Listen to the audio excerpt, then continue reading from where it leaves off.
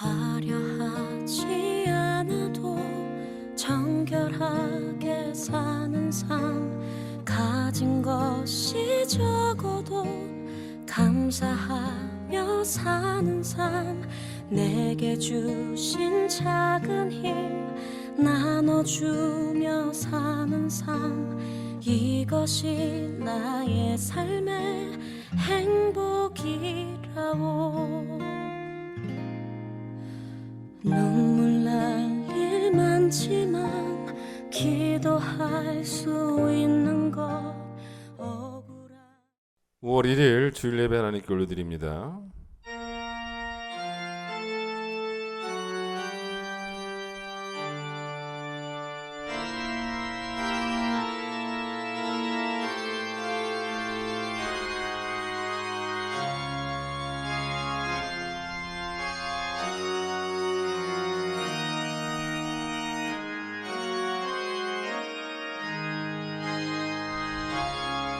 온 땅에 여호와께 즐거운 찬송을 부를지어다. 기쁨으로 여호와를 섬기며 노래하면서 그의 앞에 나아갈지어다. 감사함으로 그의 문에 들어가며 찬송함으로 그의 궁정에 들어가서 그에게 감사하며 그의 이름을 송축할지어다. 아멘.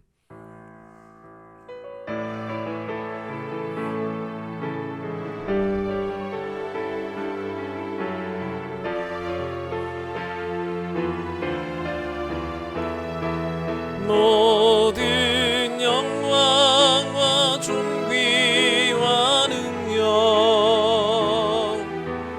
받으소서, 받으소서. 영광과 존귀와 능력 받으소서, 받으소서. 그리스도 살아계신 하나님. 이제 우리의 죄를 고백합니다.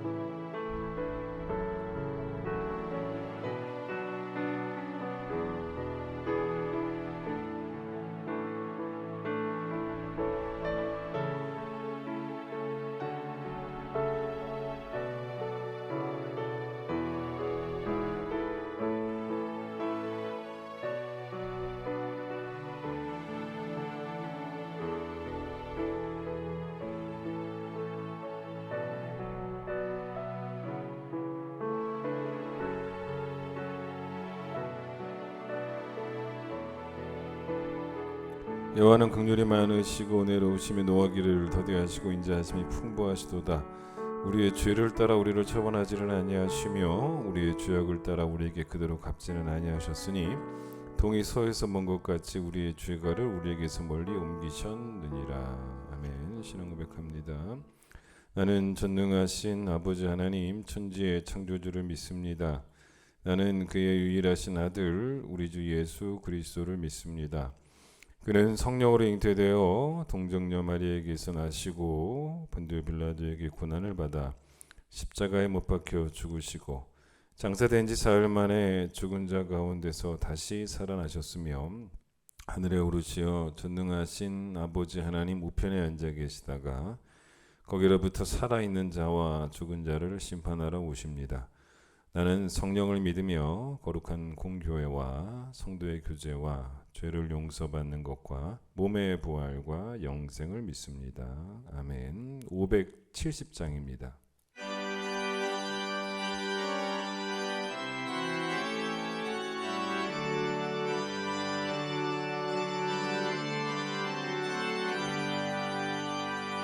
주는 나를 기르시는 목자요, 나는 주님의 귀한 어린 양.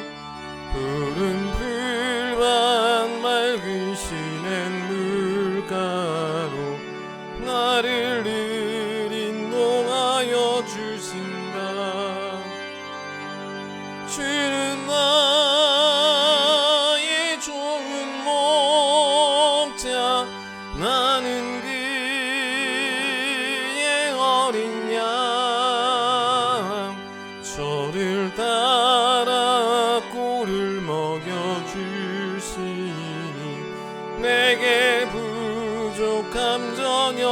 없어라. 예쁜 새들 노래하는 아침과 노을 비키는 고운 황혼에 사랑하는 나의 목자 음성이 나를 언제나 불러주신다. 주는 나의 좋은 목자, 나는 그의 어린 양.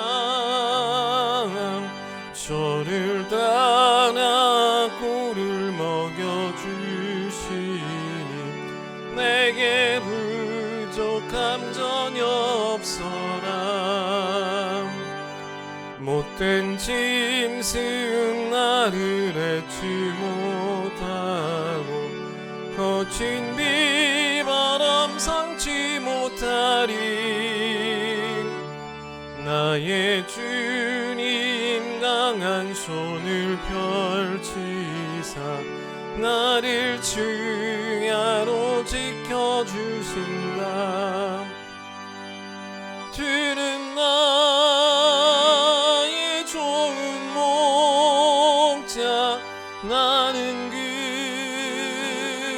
어린 양. 저를 따라 꿀을 먹여주시니 내게 부족함 전혀 없어라.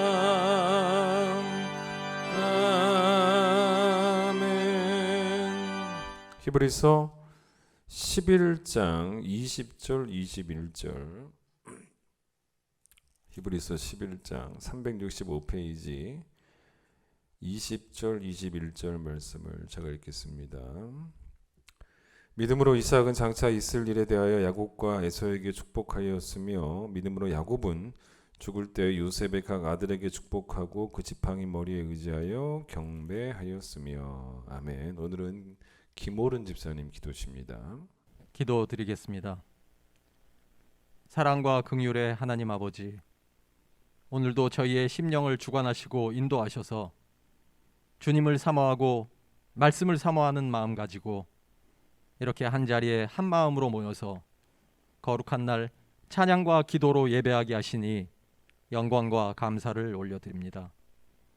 자비가 풍성하신 하나님 아버지, 하지만 이 시간 먼저 눈물로 용서를 간구하옵기는 그 무엇과도 비교할 수 없는 구원의 소망을 선물로 받은 저희들이 아직도 세상적인 기준에 눈을 돌리며 정함이 없는 재물에 소망을 두고 신실하지 못할 사람에게서 위로와 칭찬을 구하는 선택받지 못한 자들과 다를 바 없는 저희들의 연약함을 용서하여 주시옵소서. 이해할 수 없는 악인의 형통을 부러워하고 역경과 고난이 생길 때마다 주님의 함께 하심을 의심하는 저희들의 나약한 믿음을 용서하여 주시고, 하나님이 우리를 이기시고 때로는 멈추게 하시는 것이 선택하신 백성들을 향한 하나님 아버지의 완전하신 사랑임을 깨닫게 하시옵소서. 나 자신을 위한 이기적인 욕심을 주님을 섬기며 예배하는 모습으로 포장하며 자신은 물론 하나님 아버지마저 속이고 있는 것은 아닌지 돌아보게 하시고, 주님보다 더 사랑하고 주님보다 더 충성하는 그 어떤 것도 천지 만물의 창조자이신 하나님 앞에서는 모두가 우상이 되는 것임을 깨닫게 하여 주시옵소서. 전능하신 하나님 아버지, 이 시간 머리 숙인 모든 주님의 백성들이 각자의 삶과 그 모든 처소에서 주님이 보내신 저마다의 사명들을 능히 이루어내게 하시며 주님의 몸 되신 교회의 지체들로서 조금도 부족함이 없는 섬김으로 충성할 수 있도록 역사하여 주시옵소서. 고통받고 소외된 이웃들을 긍휼히 여기며 그리스도의 사랑을 행동으로 실천하는 살아있는 믿음을 갖게 하시고, 오로지 우리 주 예수 그리스도의 가신 길을 충성으로 따라가는 우리가 나아가야 할 표대는 오로지 우리 주 예수 그리스도의 발자취임을 잊지 않게 하시옵소서. 이 땅에 이루어내야 할 하나님의 나라를 위하여 그리스도인의 향기를 온 세상에 흘려보내는 저희들 되게 하여 주시고, 구원받은 하나님의 자녀로서 합당한 삶을 살아가게 하시어 권능의 말씀이 이 땅 위에 증거되는 도구 되게 하시옵소서. 우리 큰 기쁨 교회가 하나님이 기뻐하시는 교회의 표상으로 이 땅 위에 우뚝 서게 하시고, 온 나라와 온 백성 모두가 하나님의 진리를 깨닫는 그날까지 지치지 않고 함께 달려가는 믿음의 공동체 되게 하여 주시옵소서. 거룩하신 하나님 아버지, 이 주간은 특별히 어린이 주일입니다.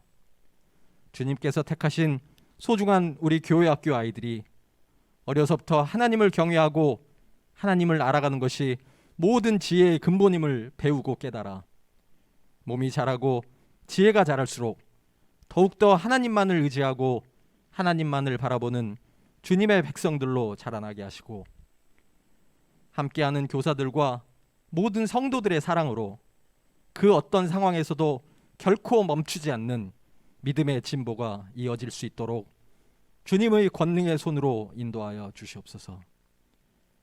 교회 학교를 위해 헌신하는 교사들의 기도와 각자의 자리에서 묵묵히 순종하고 봉사하는 각 기관의 모든 동역자들, 말씀으로 양육함에 수고를 아끼지 않는 교육자들을 기억하여 주시고, 사랑과 충성으로 맡겨진 소명을 끝까지 감당하게 하시옵소서. 이 시간 진리의 말씀으로 주님의 자녀들을 양육하는 주님의 종과 그 가족들을 위해 기도합니다. 주님이 맡기신 어린 양들을 양육하고 인도하는 데 부족함이 없도록 영육간의 강건함과 평안함을 허락하여 주시고, 이 시간 선포되는 진리의 말씀이 듣는 자나 전하는 자 모두에게 따뜻한 위로와 굳건한 소망이 되도록 성령님 인도하여 주시옵소서. 영상 예배를 위해 준비하고 수고하는 모든 손길 위에도 은혜와 축복을 내려주시고, 이 시간 드려지는 모든 감사와 찬양의 예배가 오로지 하나님 아버지의 영광만을 위하여 올려지게 하시어 주님만이 홀로 영광받는 시간 되게 하시옵소서. 이 모든 간구 우리를 사랑하시고 항상 우리와 함께 하시는 우리 주 예수 그리스도의 이름으로 감사하며 기도드립니다. 아멘.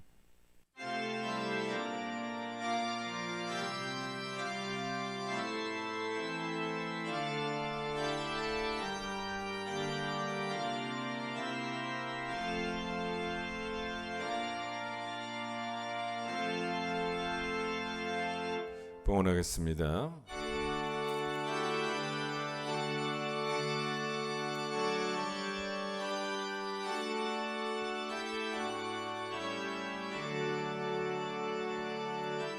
내게 있는 모든 것을 아낌없이 드리네.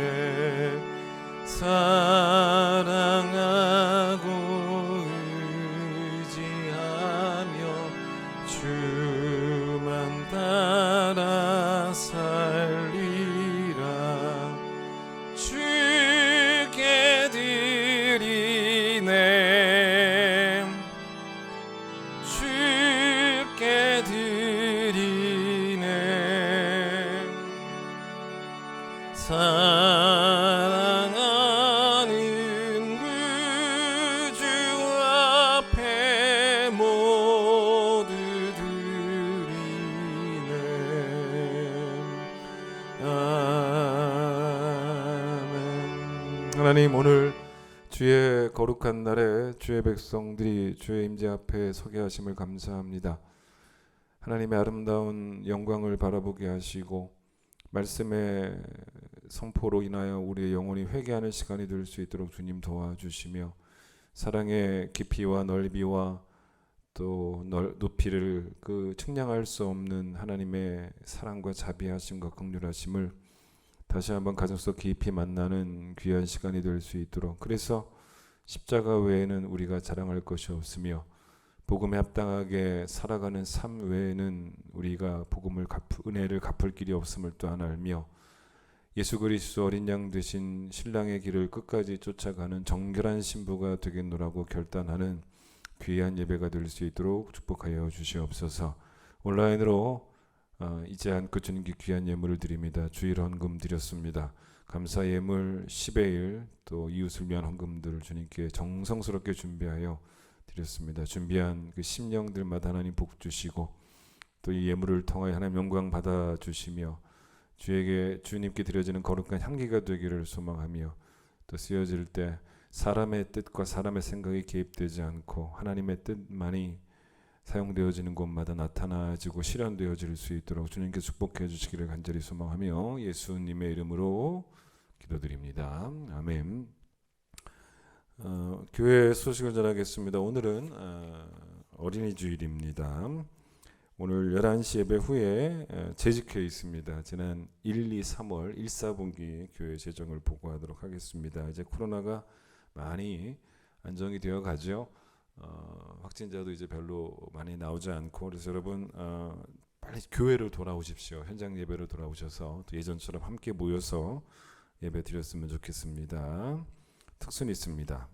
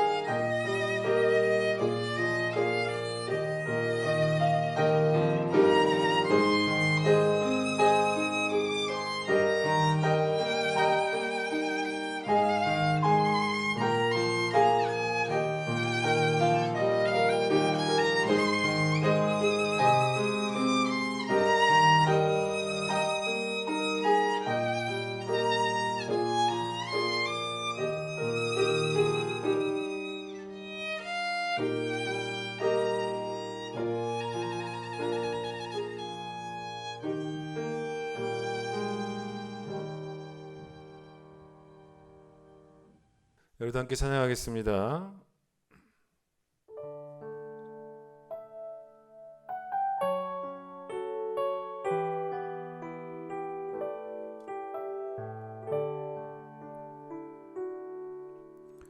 화려하지 않아도 정결하게 사는 삶, 가진 것이 적어도 감사하며 사는 삶, 내게 주신 작은 힘 나눠주며 사는 삶, 이것이 나의 삶의 행복이라오.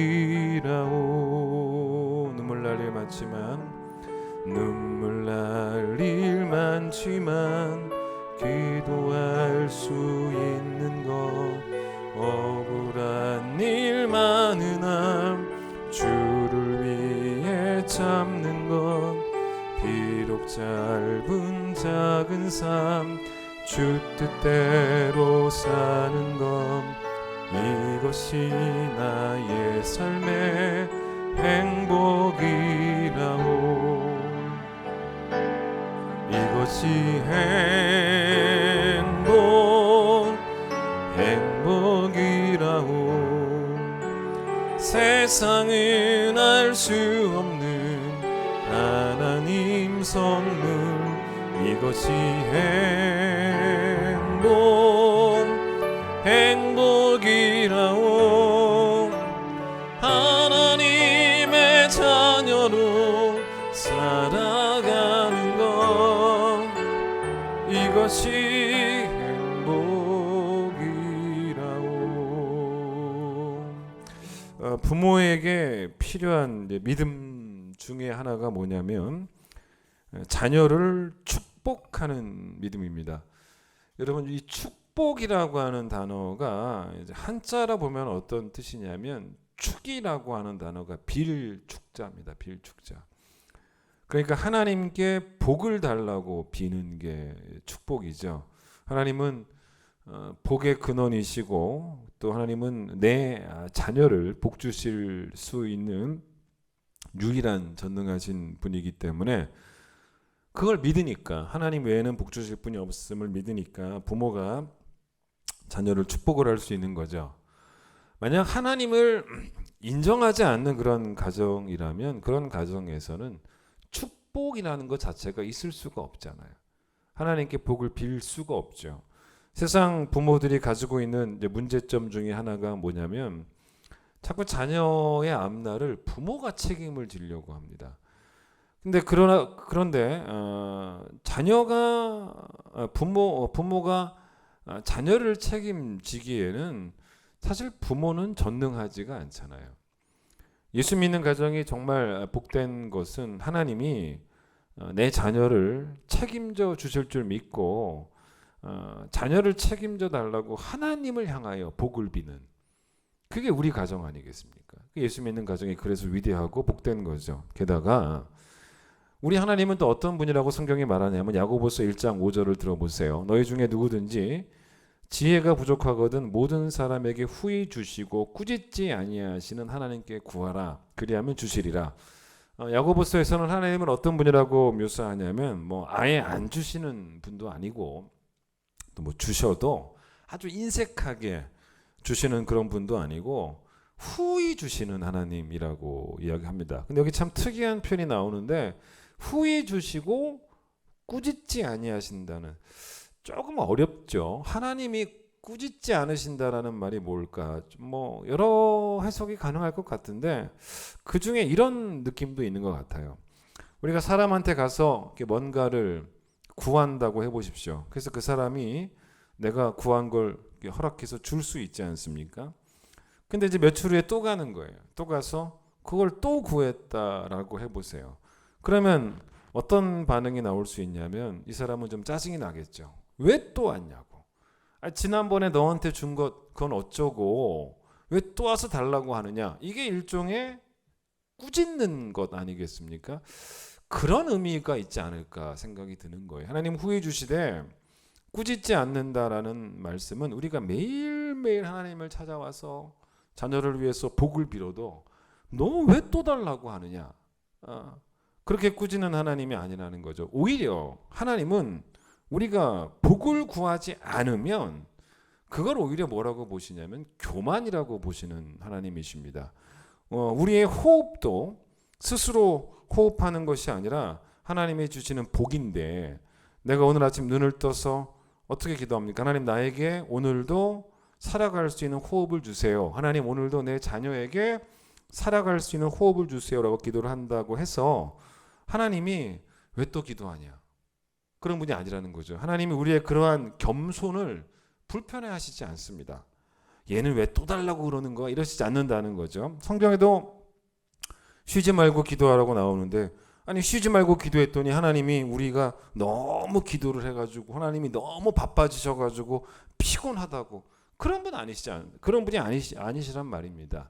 성경이 말하는 좋은 부모는 하루도 빠지지 않고 매일매일 내 자녀를 위해서 하나님께 복을 구하는 그런 부모죠.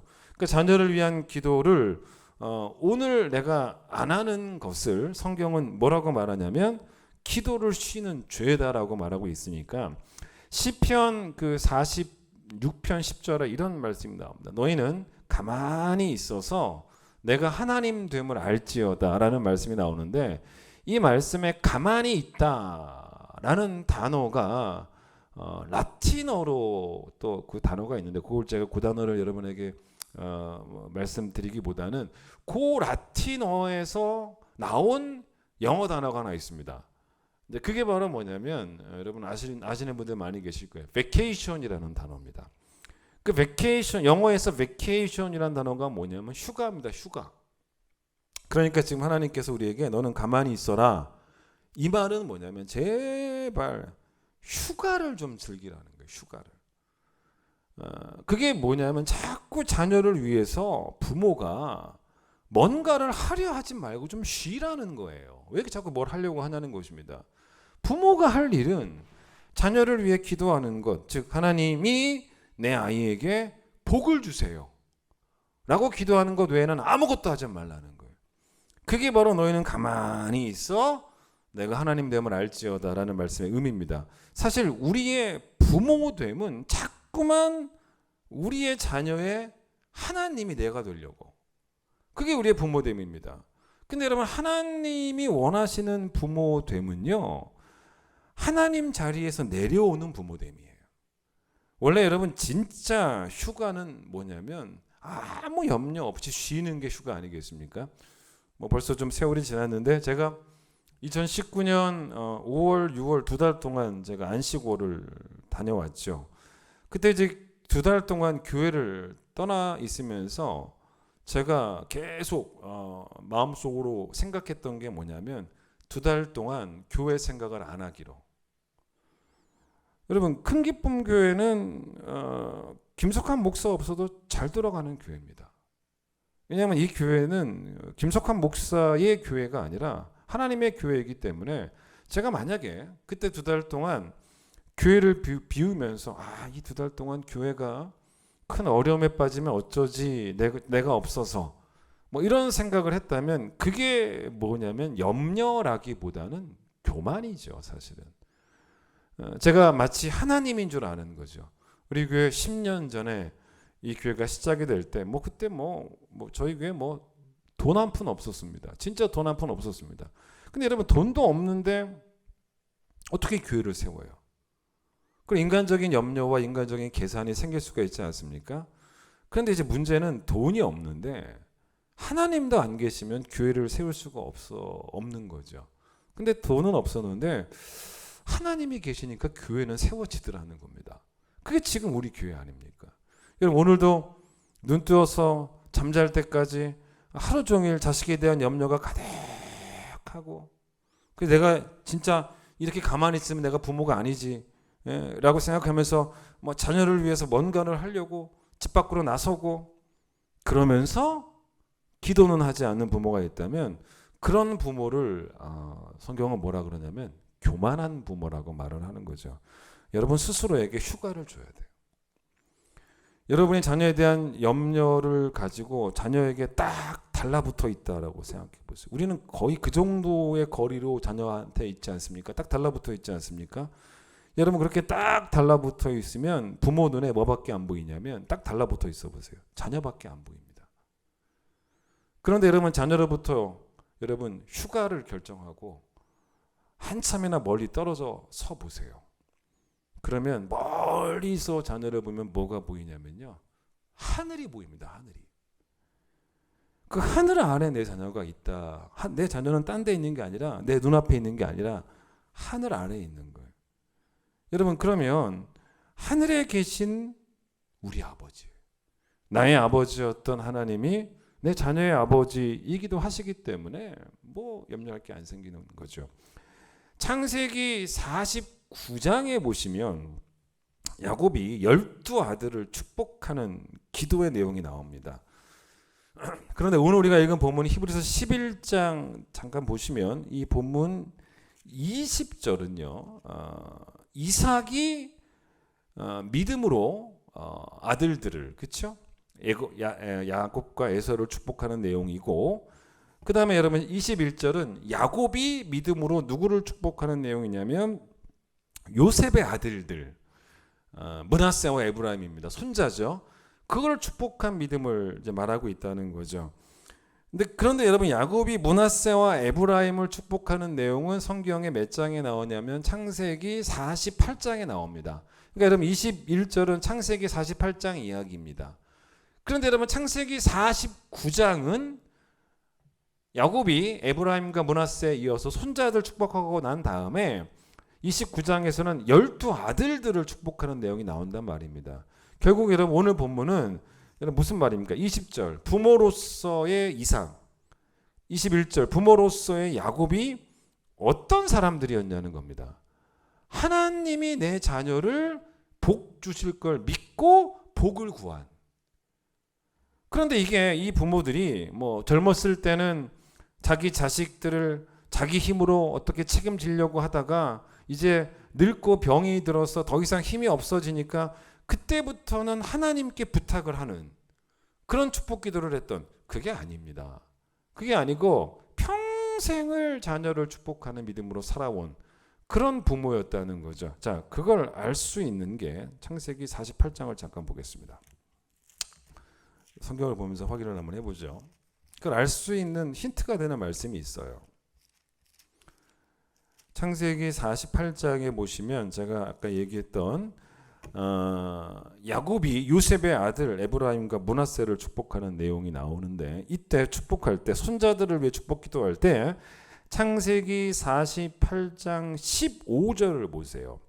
15절에 야곱이 하나님의 이름으로 축복을 하는데 그 하나님을 뭐라고 말하는지 보십시오. 그 중간에 보세요. 뭐라 그러냐면 그러니까 야곱이죠.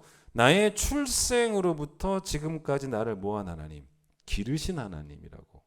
이렇게 하면서 그 하나님의 이름으로 므낫세와 에브라임을 축복을 하고 있다는 것입니다. 여러분 야곱이 뭐라 그럽니까? 나의 출생으로부터 지금까지 나를 기르셨다. 여러분 그러니 야곱은요. 요셉의 두 아들 에브라임과 므낫세도 하나님이 출생부터 죽을 때까지 하나님의 손으로 친히 길러주셔야 된다는 걸 알았던 사람이에요. 그러니 야곱이 창세기 48장 손자들을 위한 축복 기도를 하는 본문이나 창세기 49장 12아들을 위한 축복 기도를 하는 것이나 다 뭐냐면 내용이 다 뭐냐면 나를 기르신 하나님이 이들도 길러주십시오라고 기도를 하고 있는 것입니다. 즉 야곱은 결국 무슨 말이냐면 자녀들을 위한 기도를 평생 쉬지 않고 했던 사람이었지 죽기 직전에만 기도한 사람은 아니었다는 것입니다. 보통 그 세상 부모들이 어떻습니까? 자녀들에게 그런 말 하지 않습니까? 언제까지 내가 너를 뒤에서 후원해주고 도와줄 테니까 그 다음부터는 독립해라. 이렇게 가르치지 않습니까? 그게 보통 언제입니까? 어떤 가정은 뭐 자녀가 대학생이 되면서부터 고등학교 때까지만 뭐 후원해주고 뭐 대학생이 되면 그때부터는 네가 돈 벌고 네가 생활비 마련하고 네가 학비 내고 뭐 그런 가정도 있을 수 있고 뭐 아니면 뭐 공부하는 기간 동안은 뭐 대학생, 대학원생 부모가 지원을 하다가 이제 취직하고 돈 벌면 직장에 들어가면 그때부터는 독립하라고 뭐 가르치기도 하고. 그런데 사실 독립이라고 하는 단어는 성경에 없는 내용입니다. 성경에 없는 내용을 가르치는 거예요. 정확히 따지면. 여러분 야곱은요. 평생 독립을 안 했어요. 그게 뭡니까? 나의 출생으로부터 지금까지 나를 기르신 하나님. 야곱이 언제 독립했습니까? 그리고 야곱은 자기 자녀들도 평생 독립할 수 없다는 걸 아니까 뭘 한 거예요? 그들을 위해 평생 축복해 준 거예요. 하나님의 이름으로. 그러면 그런 연세가 90 되신 어머니가 나이가 60인 아들을 위해 지금도 기도하고 계시지 않습니까? 80 먹은 어머니가 50 먹은 아들을 위해 기도하고 있습니다. 그게 뭐예요? 50 먹었는데 60 먹었는데 하나님 내 아들 길러주세요. 이게 신앙이에요. 이게 부모의 믿음이고. 여러분 근데 또 하나 좀 볼게요. 다시 히브리서 11장을 보지 않겠습니다. 머릿속에 기억하시고 일단 창세기 놔두세요. 여기에 하나 좀 볼 게 있는 게 뭐냐면 이 히브리서 11장 20절에 이삭이 야곱과 에서를 축복했던 상황에 대해서 이야기를 하고 있는데, 근데 여러분 이것도 우리가 명확하게 알 필요는 있습니다.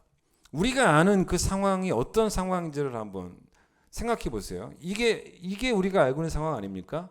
야곱이 형보다 늦게 태어나서 차자가 됐죠. 근데 야곱이 태어나서부터 계속 뭐 질투심도 있고 태어날 때부터 그냥 형의 발을 잡고 태어났고, 야곱이 에서의 장자권이 너무 탐나서 자기가 차자로 태어난 게 너무 억울해서 그래서 결국 어떻게 했냐면 아버지를 속였다는 거죠. 그래서 아버지의 축복을 받았다. 우리는 그렇게 알고 있어요. 그래서 나중에 이제 이 사실을 에서가 알았지 않습니까? 에서가 이 사실을 알고 막 화가 나가지고 막 씩씩거리면서 아버지한테 가서 나를 다시 축복해 달라고. 그때 이삭이 뭐라 그래? 이제는 어쩔 수가 없어. 원래 너에게 갈 축복이었는데 내가 속아서 내가 내 손을 야곱의 머리에 얹어버렸어. 야곱을 축복해 줬기 때문에 이제는 어쩔 수가 없어. 이 하나님의 축복은 환불이 안 돼. 취소가 안 돼. 변경이 안 돼. 내가 일단 해버렸으면 그게 끝이야. 여러분 우리 그렇게 이해하고 있지 않습니까? 사실은 그게 아니에요. 그게 아닙니다. 그게 오늘 우리가 읽은 본문 히브리서 11장 20절이 아니에요. 자, 보세요. 하나님이 야곱에게 어떤 복을 주시려고 딱 계획을 해 두셨는데 그 복이 하필 이삭의 실수로, 야곱의 속임수로 그 복이 취소가 되는, 그럴 수 있을까요? 한번 자녀의 머리에 손을 얹어서 기도하면 그때부터는, 그 시점 이후로부터는 하나님도 뭐 어쩔 수가 없는 그런 느낌 아니겠습니까? 지금 우리가 생각하는 이 본문이. 근데 사실은 그게 아니에요. 그게 아니고 이삭이 나중에 알게 되고 깜짝 놀란 것이 있었습니다. 그게 바로 뭐냐면 하나님의 개입하심이에요. 하나님이 축복이 제대로 되도록 하기 위해서 개입하셨다라는 걸 알게 됩니다. 그러니까 이삭이 잘못 축복한 것처럼 보였잖아요. 그런데 사실은 나중에 보니까 이게 잘못 축복한 게 아니라 제대로 축복을 했다라는 것을 이삭이 나중에 깨닫게 되었다는 거예요. 그게 오늘 본문이에요. 이삭의 아내가 누굽니까? 리브가죠. 자, 리브가가 복중에 이제 야곱과 에서 쌍둥이를 품고 있었습니다. 자, 창세기 25장을 보세요. 그 쌍둥이를 품고 있었는데 거기 창세기 25장에 나오는 내용이죠. 그래서 22절 보세요. 그 아들들이 리브가의 태 속에서 서로 싸우고 있었다는 것입니다. 그때 리브가가 이르되 하나님께 이렇게 물어본 거예요. 하나님, 이럴 경우에는 내가 어떻게 해야 됩니까? 라고 하나님께 물었다는 것입니다. 그런데 그때 이 리브가에게 하나님이 리브가의 복중에 있는 두 자녀에 대한 하나님의 뜻을 계시하십니다. 뭐라고 계시하는지 보세요. 여호와께서 그에게 이르시되 두 국민이 너의 태중에 있구나. 두 민족이 너의 복중에서부터 나누이리라. 이 족속이 저 족속보다 강하겠고 큰 자가 어린 자를 섬기리라. 그렇죠? 바꿔볼까요?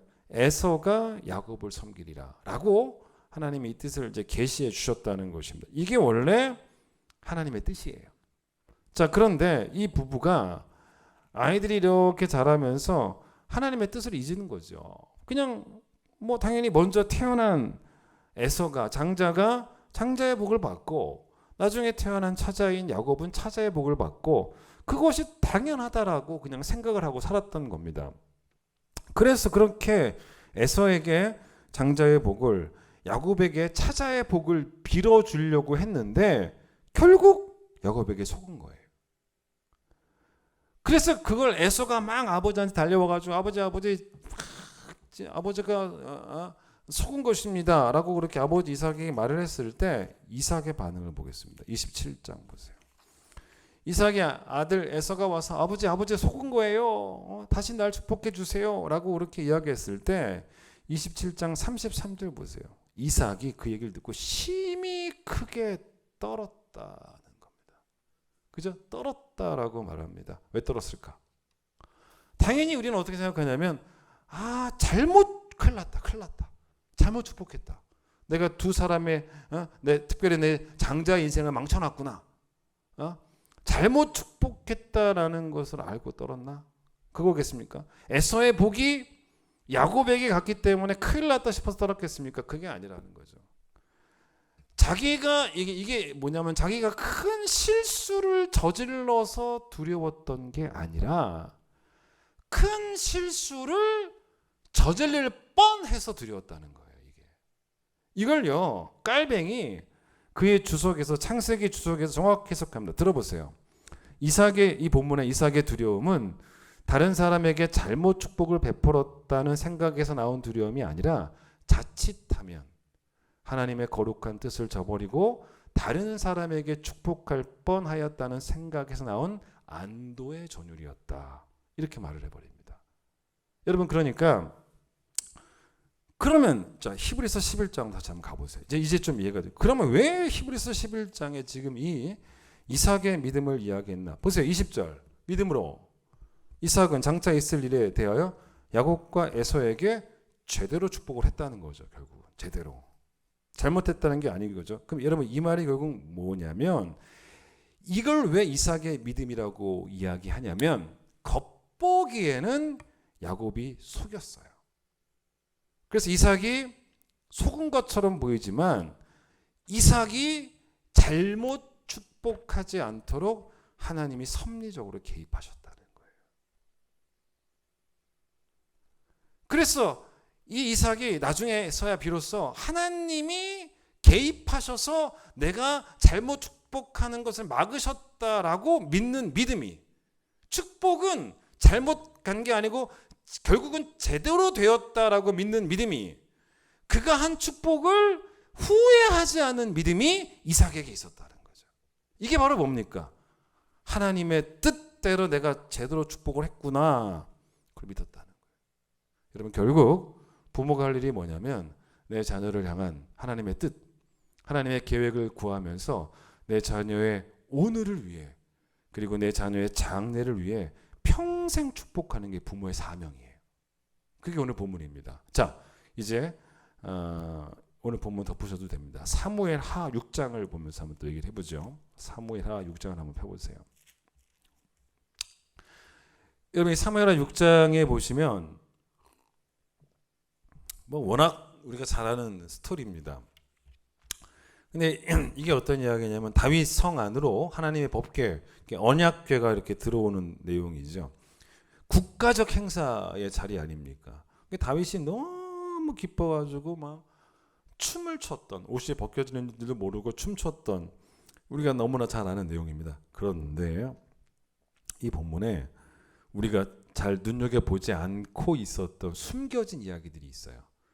워낙 유명한 이야기가 이 법궤 들어오는 이야기였기 때문에 다윗이 춤춘 이야기이기 때문에 그 이야기 때문에 가려진 이야기들이 있습니다. 근데 우리가 꼭 눈여겨봐야 되는 상당히 중요한 이야기가 여기 들어있다는 것입니다.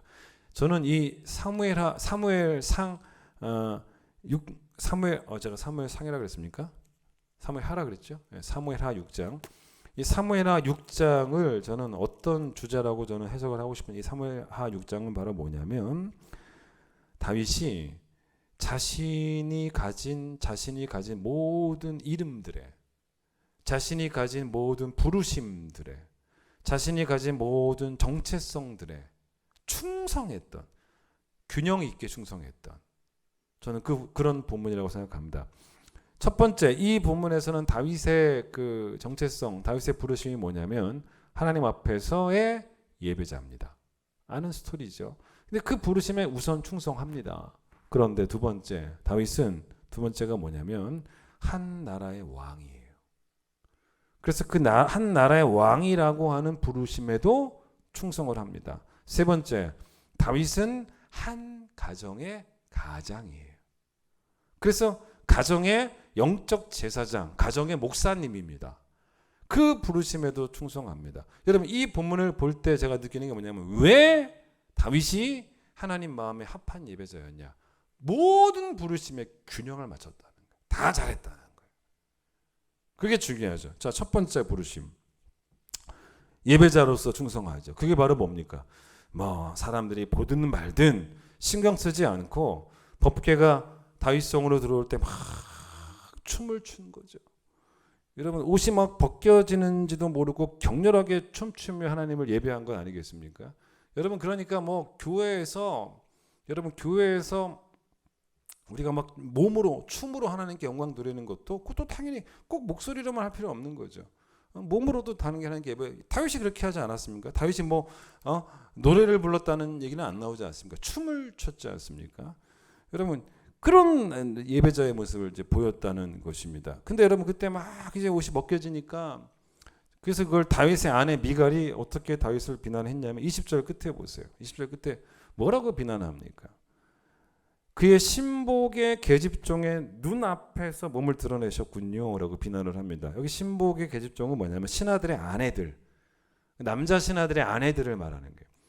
아내들이 여자들이 다 보고 있는데 도대체 그 뭐 하는 짓입니까? 근데 여러분 이게 미갈의 수준입니다.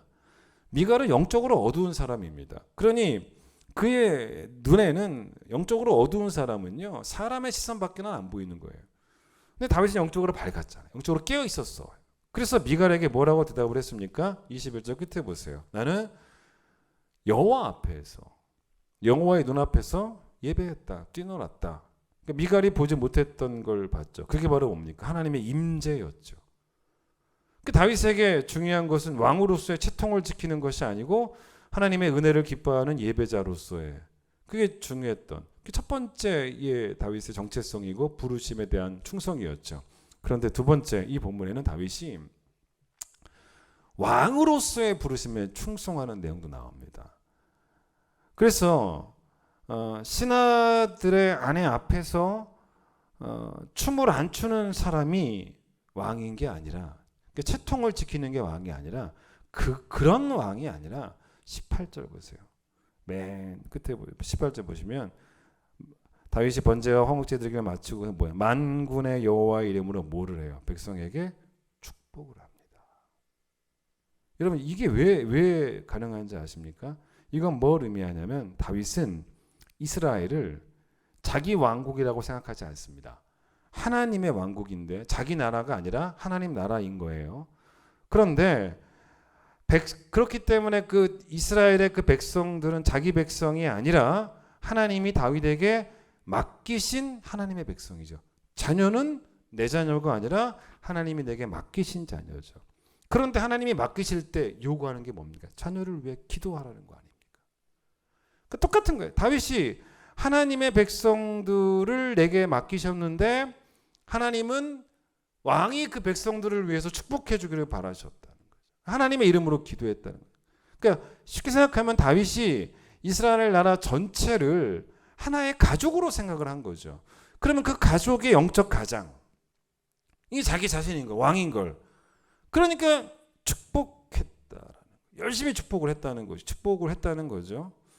그리고 난 다음에 저는 19절도 재밌더라고요. 19절 모든 백성 곧 이스라엘 무리에게 남녀를 막론하고 떡 한 개와 고기 한 조각과 건포도 떡 한 덩이씩 나누어 주매 모든 백성이 각기 집으로 돌아갔다. 기념품이 있었던 것 같아요. 이때부터 기념품을 하사한 거죠. 요즘으로 말하면 롤케이크를 준 거예요. 카스테라를 준 거고 거기 인쇄해가지고 수건 주고 우산 준 거예요. 예? 다윗의 이런 태도도 한 나라의 왕으로서 자기 자녀들을 백성들을 자녀처럼 사랑하는 마음에 먹을 걸 제공했던 뭐 그런 행동이라고 또 이때는 더 많이 배고팠을 거니까 뭐 그렇게 볼 수 있습니다. 그런데 세 번째 보세요. 이 본문에서 그가 세 번째 한 가정의 가장으로서 부르심에 충성한 이야기까지 나옵니다. 이거 완벽한 본문이에요. 20절 보세요. 다윗이 자기 집으로 하루 일과를 다 끝내고 오늘 국가적 행사가 있었지 않습니까? 엄청 큰 행사였습니다. 집으로 돌아왔죠. 뭐라고? 쉬러 돌아왔다고 말하지 않습니다. 뭐 하려고 돌아왔다? 가족을 뭐 하려고? 축복하려고 돌아왔다는 거죠. 즉 여러분 다윗에게 오늘 하루 일과는 아직 안 끝난 거예요. 하나님 앞에서 예배자가 되는 것만으로 또 백성의 왕이 되는 것만으로 하루 일과가 끝난 게 아닙니다. 그는 한 가정의 가장으로서 맡겨진 자녀들 또 아내에게도 머리에 손을 얹고 축복해 주는 그 일도 해야지만 하루가 끝나는 거예요. 하루 종일 국가 행사가 있었어요. 다윗은 분명히 뭐 피곤에 쩔어서 녹초가 돼서 게다가 또 막 춤도 격렬하게 췄고 얼마나 피곤했겠습니까? 그래서 피곤하니까 집에 와서 쉬어야 될까? 왕궁에서 쉬어야죠. 집에 와서 쉬어야 되지 않겠습니까? 그런데 피곤하다고 곧바로 집에 가서 쉬는 게 아니라 여러분 이게 중요한 거예요. 아무리 쉬고 싶어도 할 일은 다 해놓고 쉬어야죠. 할 일은 다 하고 자든지 뭐 쉬든지 해야 되지 않겠습니까? 그게 뭐였습니까? 한 가정의 영적 제사장으로서 아내를 자녀를 축복하는 일까지 마무리했다는 거예요. 그렇게 하려고 돌아왔다는 거예요. 여러분 이것은 다윗에게 매일매일의 책임이었고 매일매일의 사명이었습니다. 잘 보세요. 여러분 남편 회사에 가서 열심히 일한다고 여러분 그것만으로 어떻게 좋은 남편이에요? 그것만 가지고 됩니까? 남편이 교회에 가서 열심히 교회 섬긴다고 예배한다고 그것만으로 목사님 2가지나 잘하는데요. 여러분 그것만으로 좋은 남편이 아닙니다. 다윗처럼 해야 돼요. 남편은 집에서 한 아내의 남편이기도 하고 자녀들의 아버지이기도 합니다. 집에 와서 아내와 자녀들을 축복하는 일까지도 성공을 해야지 좋은 남편인 거예요. 거기까지 가야지 좋은 아버지인 거예요. 그 다 해야 되는 거예요. 3가지 다 잘해야 되는 거예요. 제가 지금도 잊혀지지 않는 것이 예전에 아버지랑 같이 살 때 그때는 아버지가 어떻게 하셨냐면 우리 이제 자녀들이 다 집에 있을 때 뭐 아직 뭐 결혼도 안 하고 그랬을 때 있지 않습니까? 새벽 예배를 마치시고 집에 이렇게 아버지가 돌아오시면 우리들은 다 자고 있지 않습니까? 그럼 제 방과 누나들의 방에 들어가신단 말이에요. 저도 자고 있었고 누나들도 자고 있었죠. 근데 아버지는 하루도 빠지지 않고 정말 그렇게 들어오셔서 매일 제 머리에 손을 얹고 기도해 주셨습니다. 분명히 어떤 기도셨겠습니까? 제가 그 아버지 기도를 상상해 보건대 하나님의 뜻을 구하면서 장래 일에 대해서 이삭과 야곱처럼 그렇게 축복해 주셨겠죠. 그렇죠? 하루도 빠지지 않고 누나들에게도 마찬가지였다는 겁니다. 아버지가 들어오는 인기척이요. 여러분 새벽에 안 들리지 않아요. 저는 그걸 듣고 물론 못 듣고 계속 잠을 잔 적도 많았지만 아버지의 인기척에 잠이 깬 적도 꽤 많았습니다. 그래도 자는 척 하는 거예요. 자는 척 해야죠. 눈 뜨지 않습니다. 왜냐하면 아버지가 저를 마음껏 축복하시도록 아버지의 영적 제사장으로서의 권위를 가지시고 우리 가정을 복 주시기 위해서 기도하시도록 아버지의 축복을 방해하지 않도록 계속 자는 척을 한 거죠. 제가 목사로 살아가면서 어쩔 때는 이런 회개를 할 때가 있어요. 내가 너무 교회에만 올인하는구나. 이게 회개가 되더라고요. 제가 너무 회개가 되더라고요. 밸런스의 문제거든요. 여러분 교회 자녀들을 부모가 데리고 제 방에 들어오면 늘 뜨겁게 머리에 손을 얹고 축복해 줍니다. 왜냐하면 저는 이 교회의 가장이잖아요. 남자 성도든 여자 성도든 뭐 기도가 필요한 분들이 제 방에 오셔서 목사님 뭐 몸이 아픕니다. 뭐 여러 가지 이유들로 기도해달라면 제가 다 머리에 손을 얹고 기도해 줍니다. 그런데 그 열정만큼 예지에게, 그 열정만큼 은혁이에게, 그 열정만큼 내 아내에게 과연 집에서도 머리에 손을 얹고 축복해 주었는가 물어보면 너무 교회 중심이었어요. 문제가 되는 거죠. 여러분 좋은 목사이기 전에 좋은 아버지여야 하고 또 좋은 아버지이기 전에 좋은 목사여야 되는데 이게 뭐가 우선이다라고 말할 것도 없이 모든 부르심에 충성하는 그런 사람이 되어야 되는 게 바로 저죠. 여러분 어린이 주일이죠. 오늘은 어린이 주일은 나는 성경적으로 좋은 부모인가를 물어보는 것이고 어버이 주일은 나는 성경적으로 좋은 자녀인가를 물어보는 겁니다. 자, 좋은 부모가 되는 게 결코 쉽지 않습니다. 근데 우리가 그 어려운 것을 너무 쉽게 생각을 합니다. 어렵지만 그냥 쉽게 생각합니다. 그게 뭔지 아십니까? 내가 좋은 부모가 되는 게 세상 부모들의 생각하고 똑같아요. 돈 잘 벌어주고 열심히 나 일하고 밖에 나가서 내가 남부럽지 않게 내 자식 잘 먹이고 잘 입히면 난 부모 역할 다 했다. 난 좋은 부모다. 여러분 통계를 보니까 그렇더만요. 부모가 돈을 많이 벌고 많이 쓰면 자녀들을 위해서 사교육비를 많이 쓰면요. 명문대에 갈 확률이 많다는 거예요. 명문대 간 아이들은 다 돈으로 됐다는 겁니다. 뭐 다 그런 건 아니겠지만 그런 통계를 본 적이 있어요. 비싼 학원비 쓰지 않습니까? 비싼 과외를 위해서 부모가 열심히 돈을 벌어가지고 내가 지금 돈 벌 수 있을 때 내가 열심히 벌어서 널 뒷바라지 할게. 여러분 그게 어떻게 부모 역할을 다 한 거예요? 그런 부모가 세상 부모들인데 여러분 우리가 그렇게 똑같이 세상 부모들처럼 살다가 하나님 앞에 가봐야 하나님께 한 개도 칭찬 못 듣습니다. 저는 뭐 자녀를 위해 다 희생했습니다. 택도 없어요. 오히려 하나님께 책망을 듣습니다. 내가 언제 너한테 그런 부모 되라고 했냐는 거예요. 그게 부모됨이냐는 겁니다. 책망을 듣습니다. 여러분 그 등골 브레이커라고 하는 말 들어보신 적 있지 않습니까? 이게 뭐냐면 부모의 등골을 막 휘어지게 하는, 등골을 막 휘게 하고 등골을 부러뜨리는, 그러니까 부모에게 큰 경제적 부담을 끼치는 그런 자녀들을 등골 브레이커라고 하는데, 그래도 부모가 등골이 부러지는 한이 있더라도 우리 자녀가 세상에 나가서 주눅 안 들게 하려고 빚을 지더라도, 특별히 예전에 한참 했던 겨울에 비싼 뭐예요? 좋은 패딩을 입히는, 그 패딩이 다 등골 브레이커였지 않습니까? 그 부모에게 그 패딩을 얻어 입는 그 아이들이 결국은 등골 브레이커죠. 그래서 제가 설교 중에 하면서 인터넷에 한번 그 등골 브레이커를 이렇게 쳐보니까 그런 그림이 하나 나오더라고요. 패딩 계급 이런 게 있더만요. 딱 이게 있어요. 맨 위에 중장, 뭐 그다음에 뭐 소장 쭉 이렇게 있더라고요. 레벨이 쭉 있더만요. 저는 근데 제가 여러분에게 소개하려고 합니다. 쓰지 마세요, 그냥. 근데 뭐 저는 다 처음 들어보는 메이커인데, 처음 안 들어본 것도 물론 있지만, 그래서 제일 위가 뭐냐면 몽클레어 아세요? 전 모르겠어요. 그다음 중장이 아이젤, 카본, 캐나다 구스 이런 거래요. 난 처음 들어보네. 소장이 노비스, 텐시, 맥케이지 뭐래? 스턴 아일랜드 하나도 모르겠어요. 이제 대령부터 좀 알아요. 대령부터는 좀 알아요. 노스 페이스 이거 좀 알 것 같아요. 코오롱 스포츠, 콜롬비아. 그다음에 대위가 요것도 알아요. 내셔널 지오그래픽, 디스커버리, 네파, 블랙 야크, K2. 여러분 성경적으로 좋은 부모가 되셔야 되는데 요즘 제가 수요예배 때 잠언을 보고 있는데 여러분 잠언을 딱 피면요. 내 아들들아, 내 아들들아. 아주 솔로몬이 자녀들에게 멋진 글을 씁니다. 이런 아들들이 되라는 거예요. 그게 왕으로서 백성들을 바라보며 아들들아 라고 했을 수 있고, 아까 다윗처럼 또 가족에서도 자기가 아버지니까 글이 너무 좋습니다. 다 글이 줄치면서 읽어야 돼요. 그래서 수요예배 때 그걸 보고 있습니다. 그렇죠? 그래서 여러분 모두 다 그 하나님 말씀이니까 명언이에요. 그런데 솔로몬의 글을 읽다가 착각을 하시면 안 돼요. 그 글만 보고 솔로몬을 평가해서는 안 됩니다.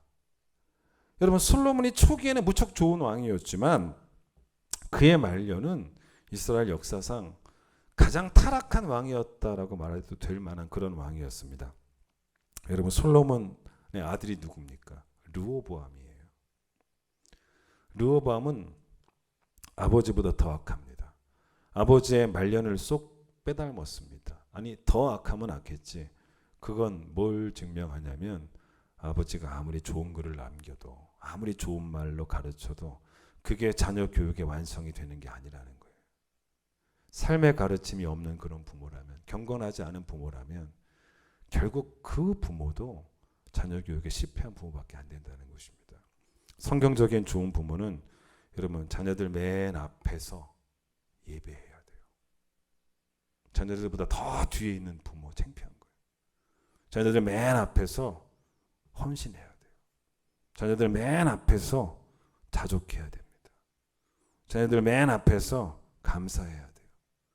자녀들 맨 앞에서 인내해야 돼요.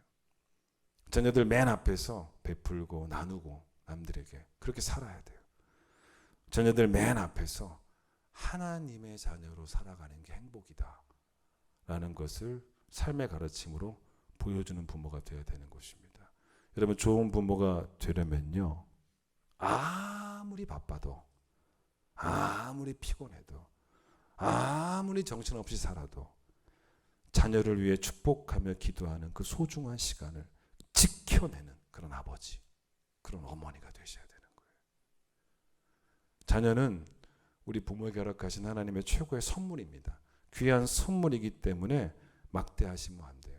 귀하게 대하셔야 됩니다. 자녀를 귀하게 대하는 방법이 첫 번째, 축복의 기도예요. 두 번째, 신앙의 본이에요. 좋은 부모 되시기를 바랍니다. 찬양하겠습니다. 하나님, 좋은 부모가 되어서 행복한 가정, 하나님이 기뻐하시는 가정을 꼭 일궈내기를 소망합니다.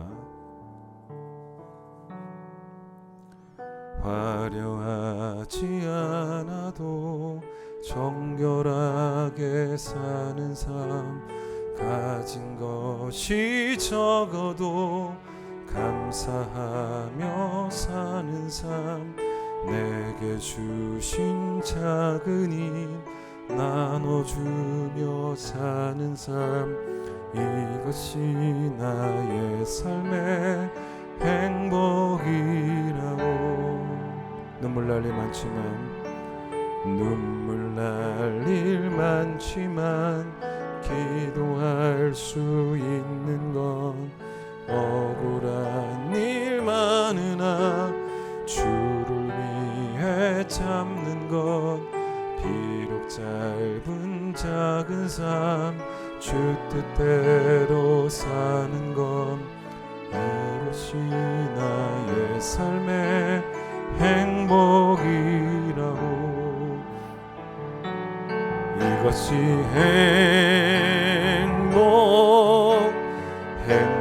행복이라고. 세상엔 알 수 없는 하나님 선물, 이것이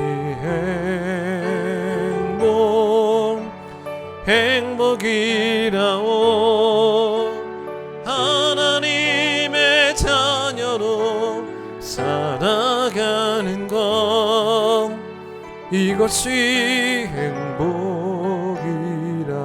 눈물 날 일 많지만, 눈물 날 일 많지만 기도할 수 있는 것, 억울한 일 많으나 주를 위해 참는 것, 비록 짧은 작은 삶 주 뜻대로 사는 것, 이것이 나의 삶의 행복이라. 화려하지 않아도 정결하게 사는 삶, 화려하지 않아도 정결하게 사는 삶, 가진 것이 적어도 감사하며 사는 삶, 내게 주신 작은 힘 나눠주며 사는 삶, 이것이 나의 삶의 행복이라오. 이것이 행복이라오. 세상은 알 수 없는 하나님 선물, 이것이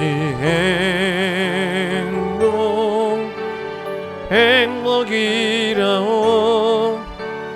하나님의 자녀로 살아가는 것, 이것이 행복입니다. 이것이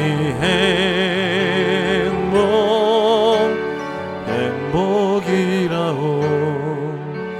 세상엔 알 수 없는 하나님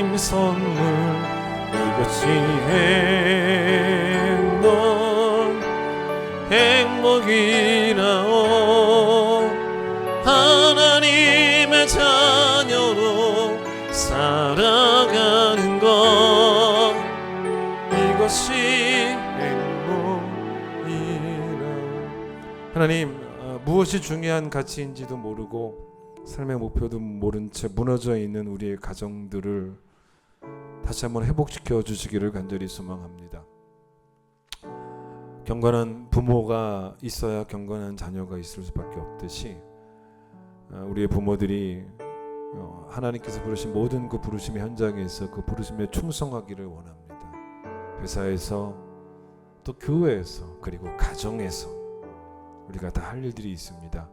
특별히 부모에게는 자녀를 축복해야 되는 책임이 있습니다. 그런 권한이 있습니다. 그런 특권이 있습니다. 교회 목사가 이 교회의 영적 아버지로서 자녀인 백성들을, 자녀인 성도들을 축복해야 되는 것처럼 각 가정에서는 부모가 그 역할을 감당해야 된다라고 오늘 성경은 말하고 있습니다. 그것이 아버지 이삭의 믿음이었고 아버지 야곱의 믿음이었습니다. 하나님의 뜻을 구하며 우리 자녀의 장래 일을 하나님께 물으며 그 뜻대로 축복했던 그 아름다운 모습이 우리 가정 가운데 회복되기를 원합니다. 귀한 자녀이기 때문에 제일 좋은 곳으로 자녀를 만나야 되고 귀하게 되어야 되는데 그것이 바로 무엇이겠습니까? 다른 세상 부모들처럼 해주는 게 아니고 다른 세상 부모들이 하지 않는 것, 그것이 바로 축복 기도고 그것이 바로 신앙의 본입니다. 그 일을 꼭 이뤄내는 경건한 부모들이 우리 큰기쁨의 모든 성도들 되게 하여 주셔서 자녀들로 하여금 하나님으로부터, 부모로부터 독립하는 걸 가르치는 것이 아니고 어떤 경우에도 하나님으로부터 독립하면 안 된다. 나의 출생부터 지금까지 나를 기르신 하나님이 너의 하나님이 될 것이다 라고 말할 수 있는 그런 부모가 우리 부모들이 되게 하여 주시옵소서. 이전에 있으면 놀라우신 은혜와 하나님의 그 크신 사랑과 성령의 역사하심이 좋은 부모 되기를 결단하는 모든 성도들 위해 함께 하시길 간절히 축원하옵나이다. 아멘.